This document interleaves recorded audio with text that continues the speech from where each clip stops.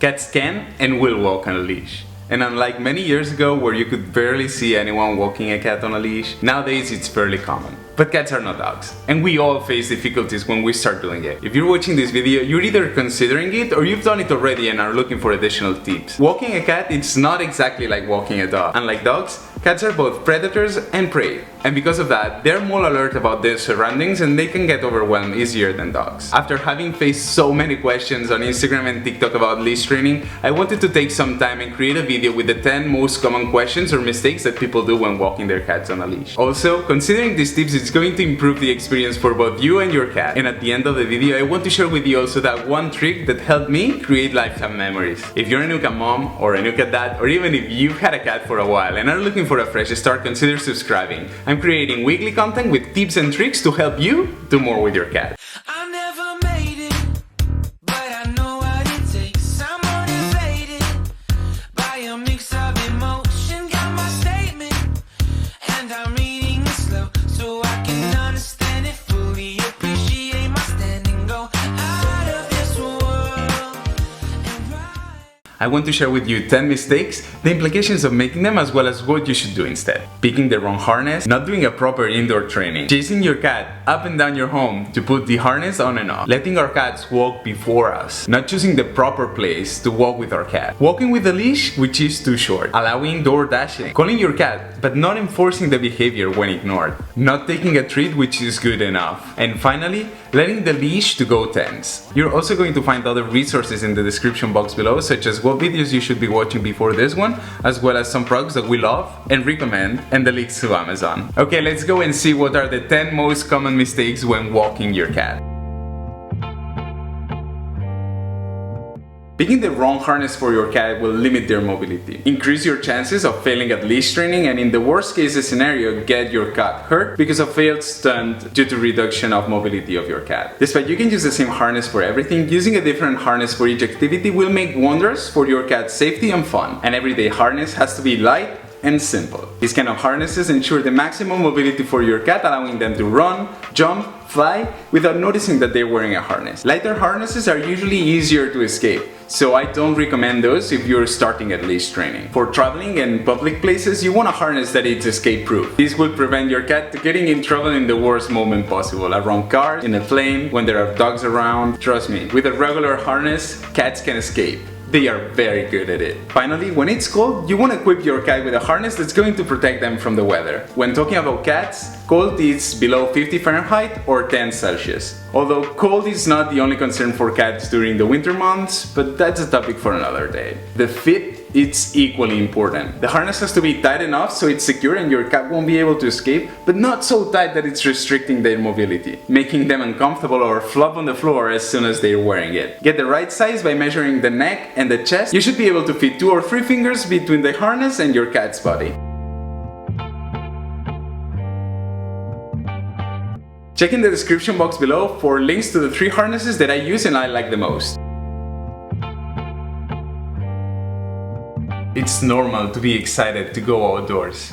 In the end, it's where all the effort of training our cats will pay off. This excitement might push us to go outdoors before our cats or even ourselves are ready to do so. I would consider our cats are not ready if they're not familiar with the harness, if our cats are not comfortable wearing the harness, it restricts their movement or they walk clumsy, if they're trying to sneak out of it or they're complaining constantly. I would also consider they're not ready if they cannot follow our lead when leash walking indoors. There's only one opportunity to create a good first impression, and we want our cats to be rooting to go outdoors. If we push them too far, too soon, we might jeopardize weeks of work or even make them fearful of the leash and the door. There's a tutorial in my channel where I talk about leash training, what to do step by step. You can click here on the link and check it out if you haven't seen it yet. It might be a good place to start. If you want to continue watching this video, I will add the links in the description box down below so you can check it afterwards.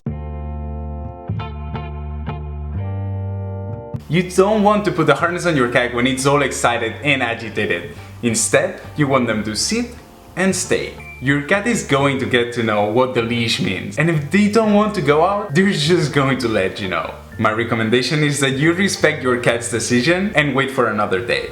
Cats can be tired, have an upset tummy, or just not be in the mood for it. At the beginning, a little enforcement is okay and it's good to challenge them. But as soon as they know what the leash means, if they don't want to go, they're going to let you know and you should respect it. If your cat is willing to go out, just don't chase them around the house with a harness on your head and running like a maniac.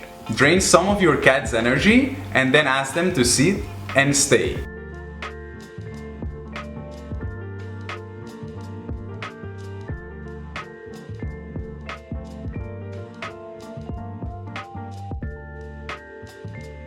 Having control over your cat indoors is the very first step towards safe walks outdoors.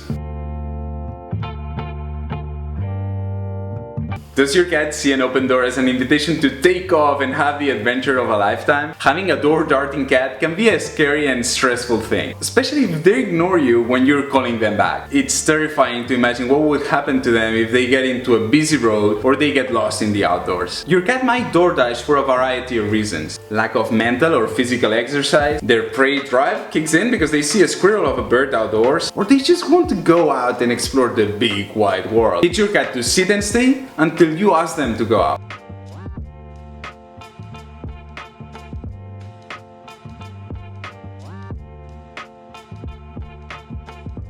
Practice in indoor doorways to reinforce the behavior. As your cat gets used to the leash, they are going to want to go in front of you. Despite it might seem easier at the beginning just to follow their lead, there are several reasons why you want to avoid it. And the most important are about security. If your cat walks in front of you, it's going to decide where to go and where to stop. So when your cat is leading, you're going to face a lot more bush checking, hole checking, tree climbing, and there's really nothing wrong with it, but it's just going to limit you extremely when you want to go at pace. The second reason, if your cat is taking the lead, they're going to be more alert and on their own. So it's going to be a lot more difficult that they listen and respond to your commands. Also, if your cat is in front of you, they're going to notice threats before you do, and they may just take off at speed and slip the leash off your hand, and you never saw that coming because you didn't see the threat. And finally, they will never learn to follow you, and it's going to be difficult to let them roam free and expecting them to follow you if they're off leash. My recommendation is that you always lead the way, having them walking next to you or behind you. Choosing the wrong place to walk with your cat can really affect your cat's enjoyment and yours. Cats are avid hunters with a strong predatory instinct, but they are also prey. And their survival instincts are equally strong. Places which are noisy, busy with dogs or other predators are places you should try to avoid, as your cat is going to be mostly driven by their survival mode and they are not going to indulge in their hunting and curiosity. Especially when starting, try to find a place which is quiet and without predators. Cats are not dogs. They are curious and they use ambush as their preferred hunting method. So while a dog might get distracted by tracking a smell, your gut hunting instincts are going to ask them to wait and pounce if they hear a bird in the distance. They will also get distracted by every hole they can fit their murder mittens in. This will definitely make them stop more than you would like to. Using a leash which is too short, it's going to make you stop every time your cat wants to stop. While if you're using a longer leash, your cat can stop, you can keep at your own pace and they will catch up afterwards. Your leash should be at least 10 feet, but the longer the better. I will be adding the link of the leash that I use in the description box below in case you're interested. Especially during training, if you can't enforce a behavior, you should not use a command. If you repeat a command over and over and over, it's going to lose its meaning. Mia, Mia, come here. Mia, come here. Come here. You are wasting the word and you're telling your cat that they can just ignore you. When training, especially outdoors, call your cat only when they are wearing the leash. When ignored, pull from the leash and enforce the behavior. When your cat is with you again, you can reward as normal as if they did it on their own. If you want to create positive association while you're outdoors or train your cat, your regular treats won't work. Your cats are going to be so focused in their hunting and surviving that they're not going to even smell the treats that you usually use at home. You need a high-end treat. I personally like using very thin fillets of raw turkey when outdoors. Use it only as a treat and don't substitute a meal with it. cats are escape artists, but there's one thing your cat can escape from: a harness which is submitted to zero pressure. Your cat will only try to escape from a harness that it's pulling in the opposite direction to the ones that they want to go. By pulling from the leash, you're creating an opposition reflex. If your cat is at the end of the leash range, especially if they're bucking up, you should not offer resistance. Instead, give your cat some additional room by walking towards them or releasing the leash if you have any left. In the case that you have to prevent your cat from going the direction they want to go because there's a threat, there's a dog, you don't want to go there for whatever reason. Instead, use some bursts of pressure, but don't let the leash go tense for more than a fraction of a second.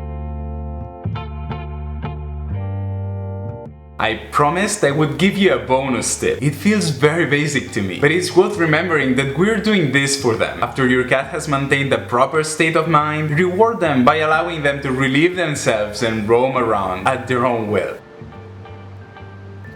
Try to keep playtime shorter than the time you spend focused on the walk. It's also a good idea to provide a meal after the walk. They have earned it. It's getting darker and darker, so I'm going to stop here. If you found this video enriching in any way, please give it a thumbs up. It helps me reach more people by telling them this content might be worth watching. Also, share with your adventure cat friends if you think it's going to bring any value to them. Thank you so much for joining me today. I'll see you next week. Make sure to subscribe and click the bell button if you want YouTube to notify you when the next video is up.